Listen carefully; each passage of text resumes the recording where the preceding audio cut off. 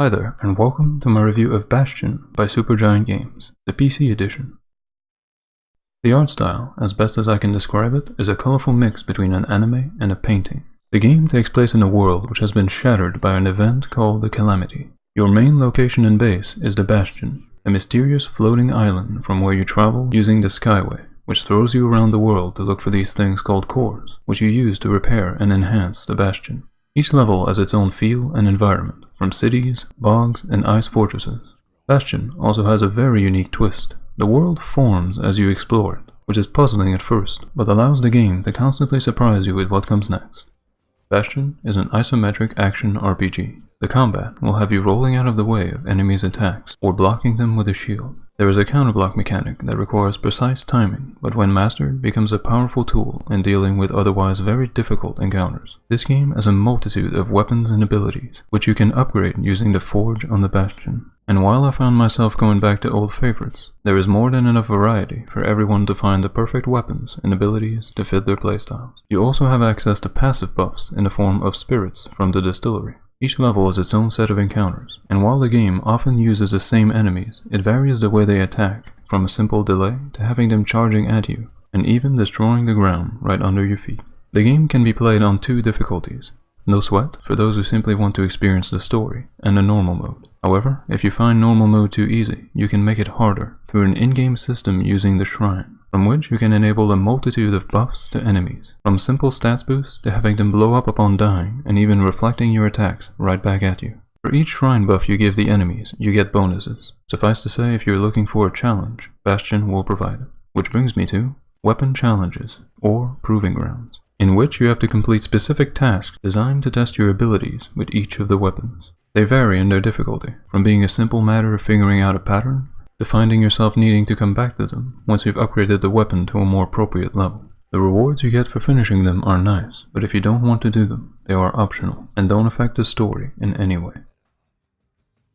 There are 3 control methods available to you: a controller, a click-to-move system reminiscent of Diablo games, and WASD, which in my opinion offers the most control and precision while playing. However, I played Bastion using a controller, and for 99% of the game I had no problems whatsoever. The controls feel crisp and responsive, especially when rolling around. You can change direction mid-roll as you please, and you never feel like your character does something you didn't want him to. However, I said 99% because the controller has a weakness, which granted is meaningless for the entire game except for a specific challenge. Switching targets is done by tapping the right and left bumpers, which as I said for most of the game is all you need, but in the pike challenge, which requires precise aiming under a time constraint amongst many enemies, the weakness becomes very apparent. And when I tried it with a mouse and keyboard, the challenge became much easier, being able to pick the exact spot I wanted to aim with the mouse. That said, I switched back to the controller right after the challenge, and I have to say, the controls for this game are fantastic and very enjoyable.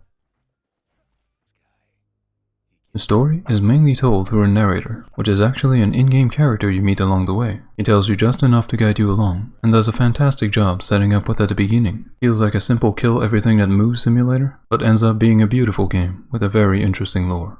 I won't spoil anything for you, but in my personal experience, I found myself completely immersed in the world and the story, wanting to know more, and certainly compelled to play to the end.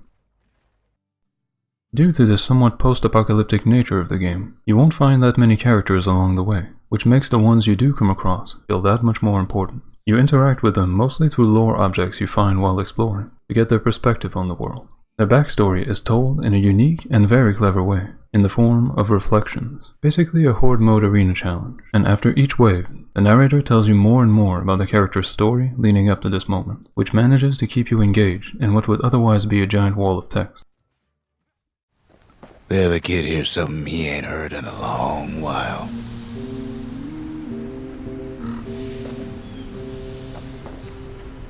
How's it go again?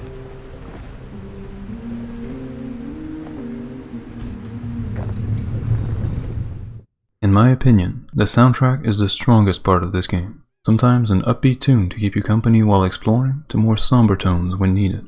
The soundtrack knows how to do what any soundtrack should, which is stand back and enhance the feel of the world as you explore it. But in Bastion, it also knows how to take center stage when you least expect it. I found myself stopping many times during the game just to listen to the music. and it is used to create one of the best character introductions I've seen in any game.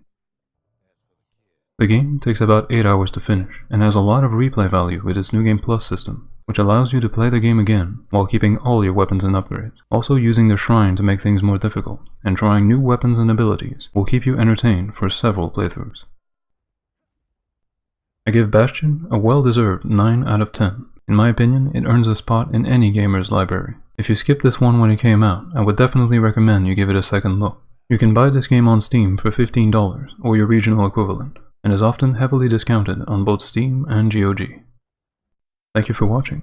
If you found this review informative, consider subscribing to my channel for full playthroughs and more reviews like this in the future.